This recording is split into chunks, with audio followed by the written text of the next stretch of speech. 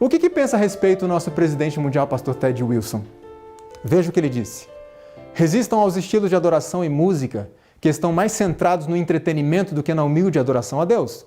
Não quero ofender a ninguém, e esta é a minha opinião pessoal, mas se a música soa como pertencendo a um concerto de rock ou uma boate, então que fique no concerto de rock ou na boate. Esse é o pensamento de quem? Do nosso presidente, que está devidamente fundamentado no manual da igreja, nas instruções bíblicas do Espírito e Profecia. Agora veja que interessante esse livro. Ele é um livro que defende o rock and roll, que critica a oposição ao rock and roll. E os autores dizem assim, rock é a música de rebelião contra a autoridade. Eles estão defendendo o rock, estão falando contra. Então raciocine comigo. A partir do momento que o rock and roll entrou na igreja, eu não sei quantos perceberam, a partir desse momento, a igreja começou a perder a sua autoridade. Os jovens passaram a dominar a igreja. O que aconteceu quando o rock and roll foi inserido na sociedade?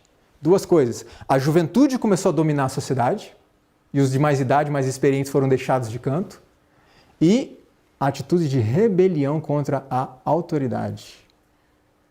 Há um tempo atrás, se eu quisesse ir ao cinema, por exemplo, eu iria bem escondidinho, com bastante medo, para ninguém me ver, certo?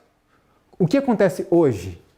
Hoje eu vou ao cinema, né? Estou dando um exemplo. Eu vou ao cinema, eu posto nas redes sociais que eu fui ao cinema, eu mostro para todo mundo que eu estive lá para assistir 50 Tons de Cinza, um filme altamente pornográfico, e não me preocupo com isso. Por quê? Porque a igreja perdeu a sua autoridade sobre mim. Disciplina eclesiástica, algo que é necessário, não é algo bom de ser feito, né? Mas é necessário para o bom andamento da igreja, praticamente não existe mais. E quem acompanhou, como eu nasci na igreja, acompanhou essa trajetória, essa mudança sutil que houve na música da igreja, percebeu isso. A partir do momento que o rock entrou, o mesmo efeito que ele gerou na sociedade, ele gerou dentro da igreja. Agora, qual que é o pensamento de Deus sobre isso? A meu povo ensinarão a distinguir entre o santo e o profano, e o farão discernir entre o imundo e o limpo, porque não podeis beber o cálice do Senhor e o cálice dos demônios. A meu povo ensinarão. E a pergunta é, quem ensinará? Quem é que vai ensinar o povo? Liderança. Nós, enquanto líderes, precisamos instruir o povo no assim diz o Senhor. O povo tem que também buscar por si mesmo? Tem. Mas Deus instituiu pessoas para fazer o quê? Duas coisas. Instruir o povo e proteger os princípios da igreja. Senão não precisava de líder. A igreja faria o que quisesse. Então, o povo tem que ser instruído nesse aspecto. Veja só o que diz em profecia. Preste atenção porque isso é um texto forte.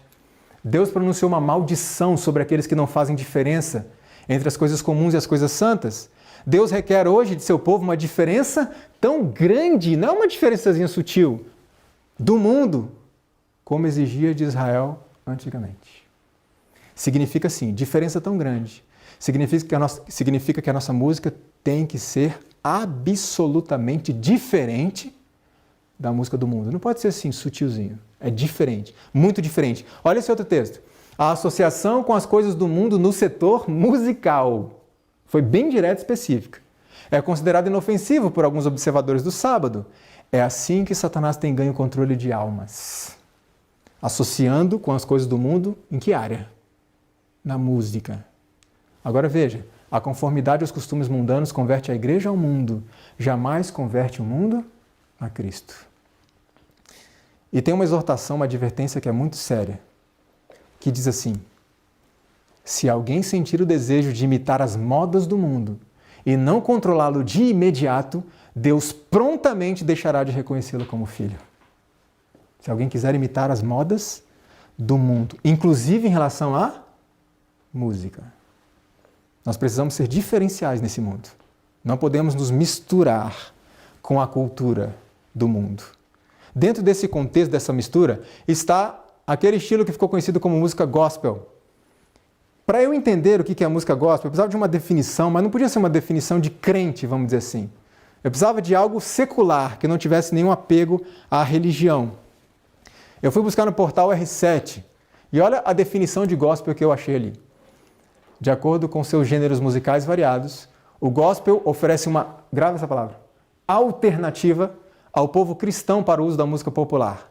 A música gospel é escrita e executada por muitos motivos, incluindo entretenimento para o mercado comercial.